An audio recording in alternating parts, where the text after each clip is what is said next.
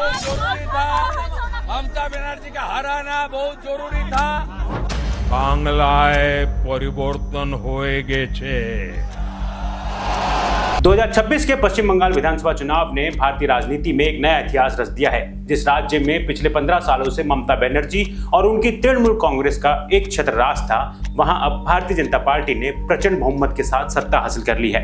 294 सीटों वाली विधानसभा में बीजेपी ने 206 सीटें जीतकर बहुमत के 148 के आंकड़े को बड़े अंतर से पार कर लिया है, जबकि टीएमसी महज 81 सीटों पर सिमट गई है। नमस्कार दोस्तों, मेरा नाम है शुभम पाठक और आप देख रहे हैं रैपिड 24। आज के इस वीडियो में हम जानेंगे कि कैसे टीएमसी ये चुनाव हार गई और बीजेपी, जो एक समय 2011 में शून्य पर थी, अब 2026 में प्रचंड बहुमत से सत्ता हासिल कर चुकी है। वीडियो के अंत तक बने रहिएगा क्योंकि हर एक पॉइंट इंपॉर्टेंट है और हर एक पॉइंट एक दूसरे से कनेक्टेड है। तो चलिए वीडियो की शुरुआत करते हैं। बंगाल चुनाव का यह नतीजा सिर्फ जीत और हार नहीं, बल्कि ये 15 साल की एक धीमी राजनीतिक शिफ्ट का परिणाम था, जो 4 मई 2026 को आखिरकार पूरा हुआ।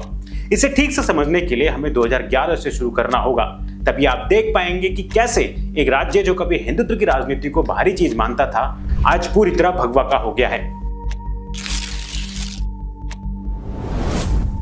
2011 की कहानी समझने के लिए हमें 2006 से 2008 के कुछ घटनाक्रमों को जानना होगा।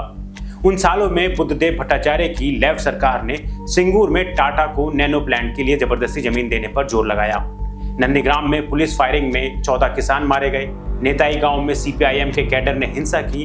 पूरे बंगाल में किसानों, छात्रों और मध्यम वर्ग के अंदर एक उबाल था। ममता बनर्जी ने इन्हीं आंदोलनों को अपना पॉलिटिकल वेपन बनाया। उनका नारा था बदला नोए बदौल चाहे, यानी कि बदला नहीं बदलाव चाहिए। ये एक छोटा सा वाक्य था, लेकिन इसने बंगाली वोटर से सीधा कनेक्ट किया, क्योंकि लोग ना तो रिवेंज पॉलिटिक्स चाहते थे और ना ही 34 साल पुरानी वामपंथी मोनोपोली। 13 मई 2011 को नतीजा आया। टीएमसी कांग्रेस गठबंधन से 294 में से 226 सीटें जीती। टीएमसी अकेले 184, कांग्रेस 42। लेफ्ट फ्रंट 235 सीटों से गिरकर सिर्फ 62 पर रह गया। यहां तक कि सिटिंग मुख्यमंत्री बुद्धदेव भट्टाचार्य भी अपनी जादूपुर सीट से हार गए। वो सीट जिसे सीपीआईएम का अभेद्य गढ़ माना जाता था, दुनिया की सबसे लंबी लोकतांत्रिक रूप से चुनी गई कम्युनिस्ट सरकार का अंत हो गया। लेकिन सबसे चौंकाने वाली बात यह थी कि बीजेपी ने इस चुनाव में एक भी सीट नहीं जीती, 0। सवाल है क्यों? वजह सीधी थी। बंगाल समाज परंपरागत रूप से वामपंथी और धर्मनिरपेक्ष था। हिंदुत्व की राजनीति को यहाँ भारी हिंदी पट्टी के चीज माना जाता था। बीजेपी के पास जमीन पर संगठन ही नहीं था। आरएसएस की शाखाएं कुछ शहरी पॉकेट तक सीमित थी और कैडर ना के बराबर। उस वक्त बंगाल के राजनीतिक नक्शे में भगवा रंग कहीं नहीं था। लेकिन 2014 में दिल्ली में जो हुआ, उसका असर बंगाल पर भी पड़ा। मोदी लहर ने पूरे देश का राजनीतिक नक्शा बदल दिया और बंगाल भी इससे अछूता नहीं रहा। बीजेपी ने यहां सिर्फ 2 लोकसभा सीटें जीती, लेकिन वोट शेयर पहुंच गया 17.2%। यह 1991 के बाद बंगाल में बीजेपी का सबसे अच्छा प्रदर्शन था। सीट भले ही कम हो, लेकिन यह सिग्नल था कि बंगाली वोटर अब बीजेपी को विकल्प के रूप में कंसीडर करने लगा है। यहीं से असली रणनीतिक खेल शुरू होता है। अमित शाह ने 2014 के बाद बंगाल को अपना अगला बड़ा प्रोजेक्ट घोषित किया। आरएसएस की शाखाएं बढ़ाने का काम शुरू हुआ। बूथ स्तरीय कैडर बनाने की लंबी रणनीति बनी। यह सब टॉप पर नहीं दिखता था, लेकिन जमीन के नीचे एक धीमी शिफ्ट हो रही थी, जिसका असर आने वाले अगले 5 सालों में दिखने वाला था। 2016 में ममता बनर्जी ने 211 सीटें जीती, पहले से भी बड़ा बहुमत। सतह पर देखें तो टीएमसी अजय लग रही थी, लेकिन यहीं एक छोटी सी दरार दिखी। बीजेपी ने पहली बार 3 असेंबली सीटें जीती, 10.16% वोट शेयर के साथ। संख्या छोटी थी, लेकिन प्रतीक बड़ा था। बंगाल में पहली बार भगवा रंग नक्शे पर आया। लेफ्ट और कांग्रेस ने मिलकर सिलीगुड़ी मॉडल के नाम से गठबंधन बनाया जरूर, ताकि टीएमसी और बीजेपी दोनों को रोका जा सके, लेकिन यह फॉर्मूला फेल हो गया। क्यों? क्योंकि दोनों पार्टियों के कैडर एक दूसरे को डिकेड से दुश्मन मानते थे। इसी बीच टीएमसी की welfare machine Kanyashree, Rupashri, cycle वितरण ग्रामीण और महिला वोट को सीमेंट कर रही थी, लेकिन शहरी मध्यम वर्ग में, खासकर हिंदू मध्यम वर्ग में असंतोष चुपचाप पक रहा था और यही असंतोष अगले लोकसभा चुनाव में फटने वाला था। 2019 का लोकसभा चुनाव वो मोमेंट था जिसने बंगाल की राजनीति का डीएनए बदल दिया। बीजेपी ने 42 लोकसभा सीटों में से 18 सीटें जीती और वोट शेयर पहुंच गया 40.25%। उत्तर बंगाल और जंग महल का नक्शा भगवा हो गया। यह अकेला चुनाव था जिसने यह साबित कर दिया कि बंगाल में बीजेपी अब चैलेंजर नहीं बल्कि मेन अपोजिशन है।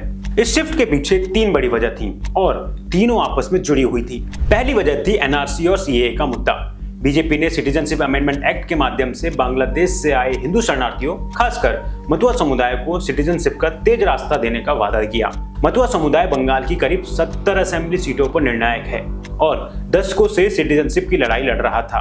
पहले ये कम्युनिटी सीपीआईएम के साथ थी, फिर टीएमसी के साथ। 2019 में पहली बार बीजेपी ने इन्हें सीधा टारगेट किया और सीधा वादा दिया। दूसरी वजह बना घुसपैठियों का नैरेटिव। बॉर्डर जिलों में अवैध बांग्लादेशी प्रवासियों का मुद्दा बीजेपी ने आक्रामक तरीके से उठाया। यह नैरेटिव हिंदू मध्यम वर्ग में सीधा कनेक्ट हुआ और मुस्लिम हिंदू ध्रुवीकरण को तेज किया। तीसरा और सबसे निर्णायक वजह थी लेफ्ट और कांग्रेस का कोलैप्स। 2019 में लेफ्ट और कांग्रेस का बंगाल से लगभग पूरा सफाया हो गया। उनका जो वोट था, खासकर हिंदू मध्यम वर्ग का, वो मुक्त हुआ और सीधा बीजेपी की तरफ शिफ्ट हुआ।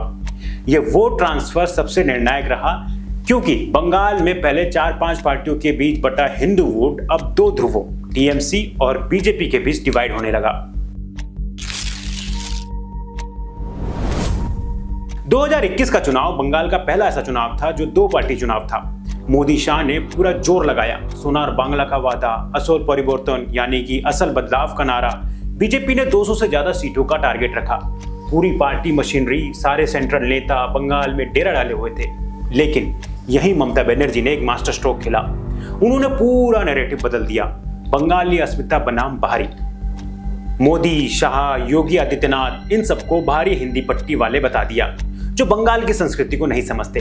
इसी बीच नंदीग्राम में कैंपेन के दौरान उनके पैर में चोट लग गई। उन्होंने व्हील चेयर पर पूरा प्रचार किया और सहानुभूति की एक बड़ी लहर पैदा की जो बीजेपी की तेज रफ्तार को रोक गई। नतीजा, टीएमसी ने 213 सीटें जीती, बीजेपी ने 77। ममता बनर्जी की जीत हुई और टीएमसी ने एक बार फिर से अपनी सरकार बना ली। लेकिन इस चुनाव की सबसे बड़ी देन एक ऐसा डिफेक्शन था जो आगे चलकर बीजेपी के लिए गेम चेंजर बनने वाला था।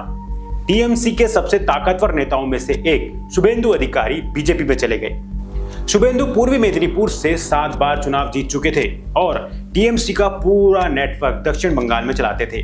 और सबसे बड़ी बात, उन्होंने नंदीग्राम सीट पर खुद ममता बनर्जी को 1956 वोटों से हरा दिया। बीजेपी को आखिरकार वो मिल गया जो उसके पास 10 साल से नहीं था, एक असली बंगाली चेहरा जो टीएमसी को अंदर से जानता था। यह 2026 की पूरी फाउंडेशन बनने वाला था। 2001 से 2026 के बीच जो 3 साल थे, ये सबसे महत्वपूर्ण और निर्णायक थे। 3 बड़ी घटनाओं ने टीएमसी की कमर तोड़ दी और बीजेपी को बैठे बैठे हथियार दे दिए। पहला, स्कूल रिक्रूटमेंट स्कैम। यह घोटाला उस समय फूटा जब ईडी ने टीएमसी के सीनियर मंत्री और ममता बनर्जी के करीबी पार्थ चटर्जी को गिरफ्तार किया। उनकी करीबी अर्पिता मुखर्जी के घर से 50 करोड़ रुपए नकद और सोना बरामद हुआ। इसके बाद एसएससी यानी कि स्कूल सर्विस कमीशन के थ्रू हुई हजारों भर्तियां कोलकाता हाईकोर्ट ने रद्द कर दी। बंगाल के लाखों योग्य युवा जो शिक्षक भर्ती के इंतजार में थे, सड़कों पर उतर आए।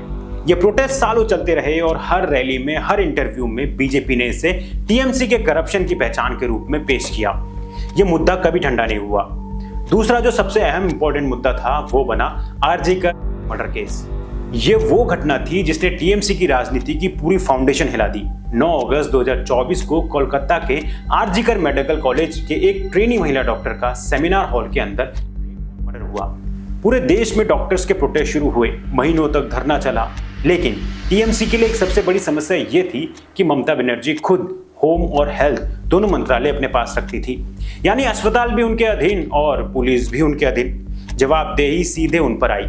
और इससे भी बड़ी विडंबना यह थी कि महिला सुरक्षा का जो मुद्दा ममता बनर्जी ने 2011 में लेफ्ट के खिलाफ इस्तेमाल किया था, वही अब उनके खिलाफ हो गया। इस केस का असर इतना गहरा था कि आरजीकर पीड़िता की मां रत्ना देवनाथ ने बीजेपी की टिकट पर पानी हाथी से चुनाव लड़ा और जीत गई। तीसरा जो एक और सबसे बड़ा इंपॉर्टेंट मुद्दा था वो है स्पेशल इंटेंसिव रिविजन यानी कि एसआईआर। चुनाव से ठीक पहले चुनाव आयोग ने वोटर लिस्ट का गहरा पुनरीक्षण शुरू किया। इस प्रोसेस में लगभग 91 लाख नाम वोटर लिस्ट से हटे, यानी कि राज्य के करीब 12% वोटर।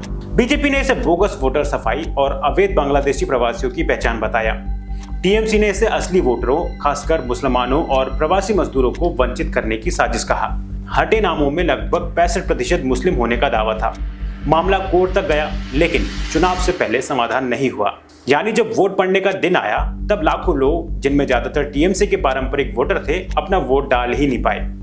अब इन 3 घटनाओं को एक साथ देखिए। करप्शन का बोझ, वुमेन सेफ्टी की नाकामी और वोटर लिस्ट से बड़े पैमाने पर मुस्लिम नामों का हटना, इन तीनों ने मिलकर बीजेपी की राह आसान कर दी। अब इन सब बैकग्राउंड इवेंट्स को समझकर देखिए कि बीजेपी ने 2026 में क्या क्या बदला जो उनकी जीत के मुख्य कारण बने। 2021 की हार से सीखकर बीजेपी ने 5 बड़े बदलाव किए और हर एक निर्णायक रहा। पहला, कोई सेंट्रल सीएम कैंडिडेट नहीं, लोकल फेस स्ट्रेटेजी। 2021 में बीजेपी की सबसे बड़ी गलती क्या थी? मोदी शाह केंद्रित हाई डेसिबल कैंपेन, जिसने ममता को बंगाली बनाम बाहरी का कार्ड खेलने का मौका दिया। 2026 में बीजेपी ने यह गलती नहीं दोहराई। उन्होंने कोई सेंट्रल सीएम कैंडिडेट डिक्लेयर नहीं किया। शुभेंदु अधिकारी, सुकांत मजुमदार, दिलीप घोष, शमीक भट्टाचार्य, सब विकल्प खुले रखे। इससे वोटर तक यह संदेश पहुंचा कि अगर बीजेपी जीतती है तो सीएम कोई बंगाली ही होगा। ममता का भारी आरोप अपने आप कमजोर हो गया, क्योंकि सामने जितने भी बीजेपी नेता थे सब बंगाल के थे। दूसरा, जमीनी कैंपेन और आरएसएस की मशीनरी। बीजेपी ने इस बार पूरा फोकस बूथ स्तरीय कार्यकर्ताओं और स्थानीय बंगाली चेहरे पर रखा। मोदी और शाह आए जरूर, लेकिन सामने हमेशा शुभेंदु अधिकारी, सुकांत मजुमदार जैसे लोकल फेस रहे। आरएसएस ने पिछले 10 सालों में जो शाखा नेटवर्क बंगाल में बनाया था, वो इस बार पूरी तरह काम पर लगा। हर जिले में, हर ब्लॉक में ऑर्गेनाइजेशनल स्ट्रेंथ दिखी। ये वो स्ट्रक्चरल एडवांटेज था जो दिखता नहीं था, लेकिन ग्राउंड पर वोट टर्नआउट में अंतर ला रहा था। तीसरा सबसे बड़ा कारण रहा हिंदू कंसोलिडेशन का नैरेटिव। यह रणनीति का सबसे बड़ा हथियार था। शुभेंदु अधिकारी ने काउंटिंग वाले दिन एएनआई को साफ कहा, इस बार हिंदू कंसोलिडेट हुए हैं और मुस्लिम वोट भी बटा है। मालदा, मुर्शिदाबाद, उत्तर दिनाजपुर में एक प्रो मुस्लिम पार्टी ने टीएमसी का वोट काटा। इसका मतलब क्या है? पहले बंगाल में हिंदू वोट 4 पार्टियों लेफ्ट, कांग्रेस, टीएमसी और बीजेपी के बीच बटा रहता था। 2026 में पहली बार हिंदू वोट का बड़ा हिस्सा बीजेपी के पीछे एकजुट हुआ और दूसरी तरफ मुस्लिम वोट जो पहले पूरी तरह टीएमसी के साथ था, वो इस बार बट गया। ये डबल एडवांटेज था, हिंदू यूनाइट, मुस्लिम डिवाइड। चौथा बड़ा कारण करप्शन को मुद्दा बनाया गया। School recruitment scam, ration scam, coal scam, इन तीनों मुद्दों को बीजेपी ने हर रैली में, हर इंटरव्यू में फोरग्राउंड किया। टीएमसी की 15 साल की सत्ता को ममता परिवारवाद और भ्रष्टाचार के गठजोड़ के तौर पर पेश किया गया। यह अकेला ऐसा आर्गुमेंट था जिसका टीएमसी के पास कोई इफेक्टिव जवाब नहीं था, क्योंकि गिरफ्तारियां हो चुकी थी, पैसे बरामद हो चुके थे और कोर्ट में भर्तियां रद्द हो चुकी थी। यानी यहां सबूत खुद बोल रहे थे। पांचवा सबसे बड़ा कारण रहा सीएए इंप्लीमेंटेशन और बॉर्डर सिक्योरिटी। मतुआ समुदाय को सीएए के तहत नागरिकता का वादा, बॉर्डर सिक्योरिटी, सिलीगुड़ी कॉरिडोर की सुरक्षा और बांग्लादेश से आ रहे घुसपैठ को राष्ट्रीय सुरक्षा से जोड़कर पेश किया गया। ये नैरेटिव बंगाल के बॉर्डर जिलों कूच बिहार, अलीपुरद्वार, उत्तर दिनाजपुर में सीधा काम कर गया, क्योंकि वहां हर परिवार किसी न किसी रूप से बॉर्डर इश्यूज से प्रभावित थे। दूसरी तरफ टीएमसी ने भी पूरी ताकत लगाई। उन्होंने 300 से ज्यादा प्रेस कॉन्फ्रेंस की, हर जिले में मीडिया सेल बनाया, 3 स्तरीय काउंटर अटैक चलाया, जिसमें जिला, राज्य और राष्ट्रीय लेवल पर अलग अलग टीम्स थी। बंगाली अस्मिता कार्ड फिर से खेलने की कोशिश की। एनसीआरबी का डेटा निकालकर दिखाया कि कोलकाता का क्राइम रेट देश के बड़े शहरों में सबसे कम में से है।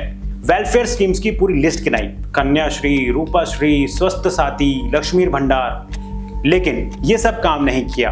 5 बड़े कारण रहे और हर एक पिछले से जुड़ा है। पहला, आरजीकर ने वुमेन सेफ्टी का आर्गुमेंट पूरी तरह तोड़ दिया। महिला सुरक्षा का जो मुद्दा ममता बनर्जी ने 2011 में लेफ्ट के खिलाफ अपना मेन वेपन बनाया था, वही 2026 में उनके खिलाफ हो गया।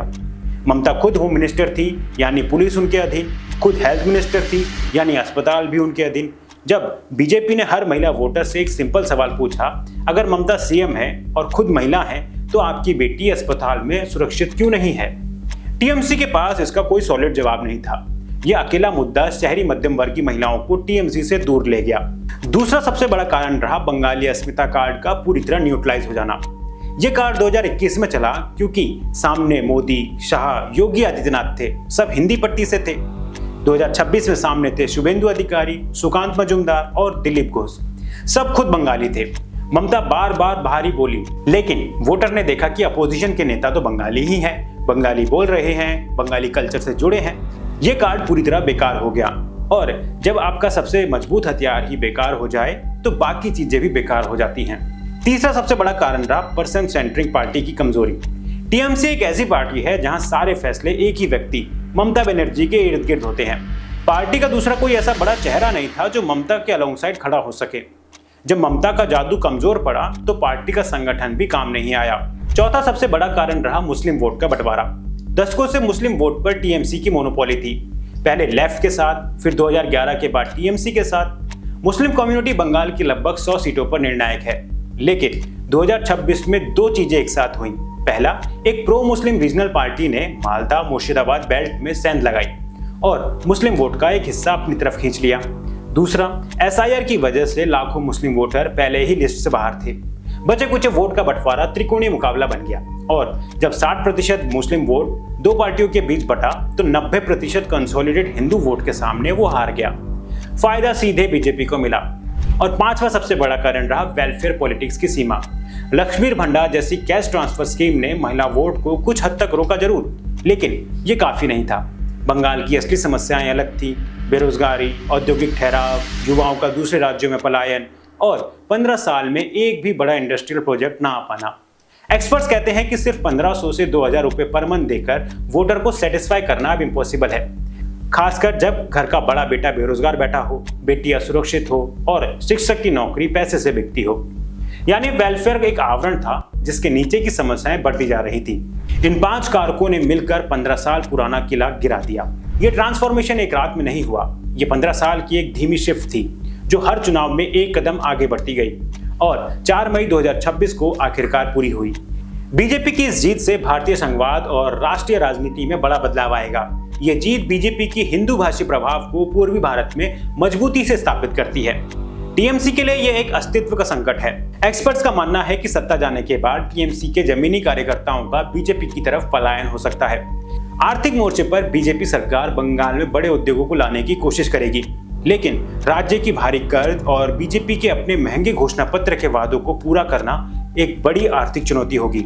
आने वाले दिनों में यह देखना दिलचस्प होगा कि बीजेपी बंगाल के विकास को किस तरीके से संतुलित करती है। आपको क्या लगता है, क्या बीजेपी बंगाल में वो बदलाव ला पाएगी जिसका उसने वादा किया है? अपने विचार हमें कमेंट्स में जरूर बताएं। अगर आपको ये वीडियो पसंद आया हो तो इसे लाइक करें, शेयर करें और हमारे चैनल को सब्सक्राइब करना ना भूलें। मिलते हैं अगली वीडियो में। जय हिंद।